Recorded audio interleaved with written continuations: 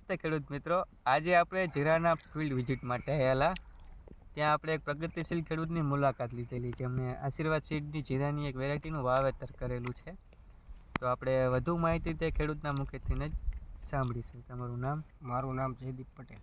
જયદીપભાઈ, તમે આશીર્વાદ સીડની કઈ વેરાયટીનું વાવેતર કરેલું? આશીર્વાદ સીડની વિરાટ 5ની વિરાટ 5નું વાવેતર કરેલું છે. તો તમને વેરાયટી કેવી લાગી તમે જણાવશો? વેરાયટી બહુ સારી છે, ઉગાવો પણ બહુ સારો આવે છે. એક હારે ઉગી જાય, એક હારે બધું ઉગી જાય, એટલે છોડવા આગળ પાછળ થાય નહીં અને એક સરખું બધું જીરું થાય. વધ બહુ સારી.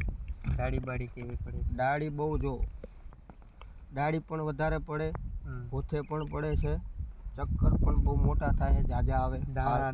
ચક્કરમાં દાણાની સંખ્યા કેવી? દાણાની સંખ્યા ઘણી છે, ખૂબ જ સારી. તમે વધુ ખેડૂતોને વેરાયટી વિશે ભલામણ કરો? હા, ખેડૂતને કહેવાનું એટલું જ વિરાટ 5 વાવો, બહુ સારું થાય. અને તમે કેટલો અંદાજિત ઉતારો ધારો છો? ઉતારામાં 10 થી 12 મણિયાની ગણતરી છે. અને તમે આ જીરામાં કેટલા પાણ પાયા છે? જીરામાં 3 પાણ પાયા છે.